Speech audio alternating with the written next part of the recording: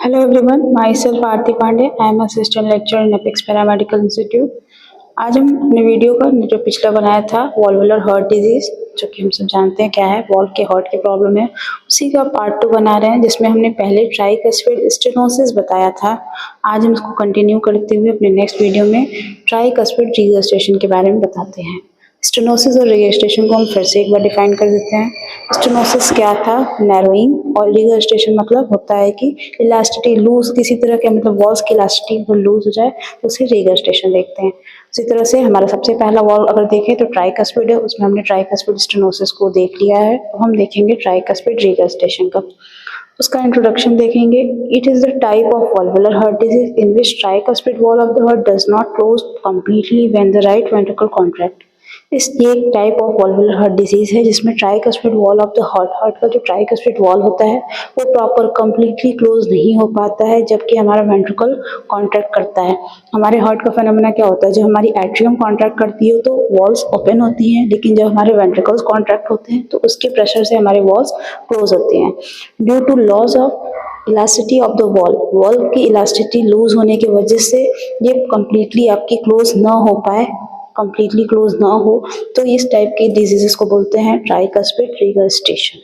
ठीक, इसकी वजह से क्या होगा? This allow blood to back flow backward from right ventricle to right atrium. इसकी वजह से क्या होगा? जो आपका फ्लो है, ब्लड का फ्लो जो है वो वेंट्रिकल से एट्रियम में जाएगा, जिससे प्रॉब्लम हो सकती है increase the volume and pressure of the blood both the right atrium and right ventricle.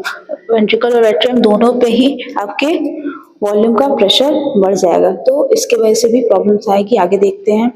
अगर कॉजेस की बात करें, क्या क्या वजह होती है जिसकी वजह से ट्राइकस्पिड रिगर्जिटेशन कॉज कर सकता है, तो पहला रोमैटिक फीवर, किसी तरह का रोमैटिक फीवर हुआ पेशेंट को।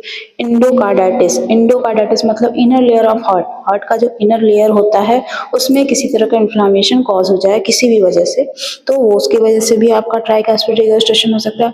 ब्लंट चेस्ट इंजरी, अगर चेस्ट में किसी तरह की ब्लंट इंजरी हो जाए उसके वजह से भी। माइट्रल स्टेनोसिस और रिगर्जिटेशन का अगर प्रॉब्लम हो हार्ट में तो भी ट्राइकस्पिड रिगर्जिटेशन हो सकता है। क्रोनिक लंग डिजीज, अगर क्रोनिक लंग्स में किसी तरह की बहुत टाइम तक लॉन्ग ड्यूरेशन बीमारी हो इसके वजह से भी हो सकता है। मायोकार्डियल डिजीज हो उससे भी। लेफ्ट वेंट्रिकल सिस्टोलिक डिस्फंक्शन, अगर लेफ्ट वेंट्रिकल जो हमारा लेफ्ट वेंट्रिकल होता है उसमें सिस्टोलिक डिस्फंक्शन, जो सिस्टोल मतलब कॉन्ट्रैक्शन हो प्रॉपर ना हो पाए, इसके वजह से भी आपका ट्राइकस्पिड रिगर्जिटेशन कॉज कर सकता है। नेक्स्ट देखते हैं इसके सिम्टम्स के बारे में कि सिम्टम्स कौन कौन से आपके फील होंगे जब आपका ट्राइकस्पिड रिगर्जिटेशन होगा।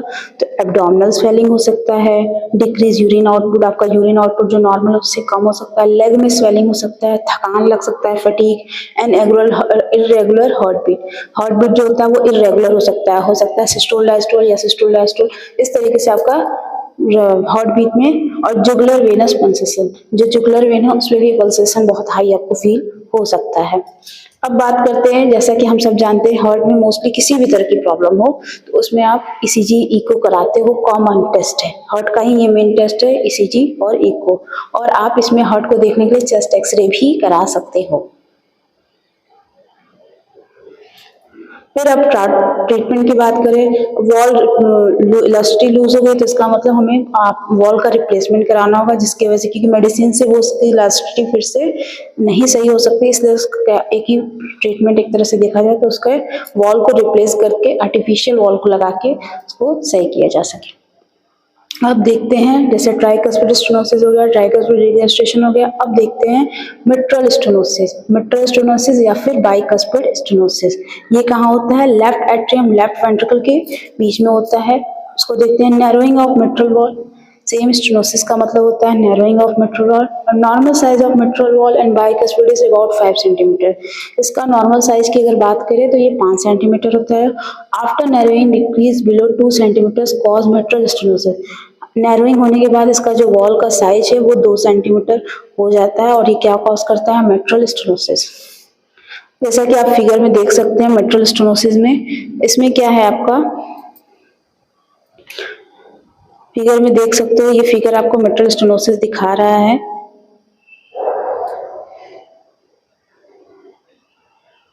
इस फिगर में देखिए आप मिट्रल स्टेनोसिस में जो ये वॉल है, ये क्या है? मिट्रल वॉल, ये वाली वॉल जो दिखा रही है मिट्रल वॉल है।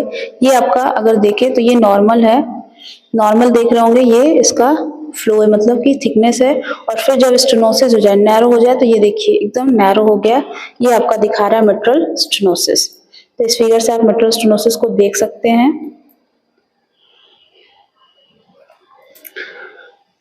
नेक्स्ट देखते हैं,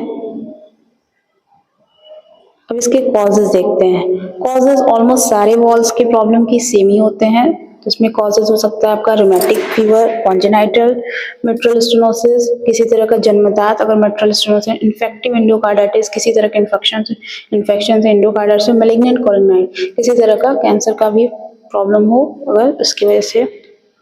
सिम्टम्स क्या क्या हो सकते हैं आपके?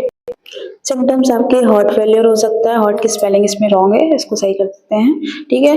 हार्ट फेलियर हो सकता है,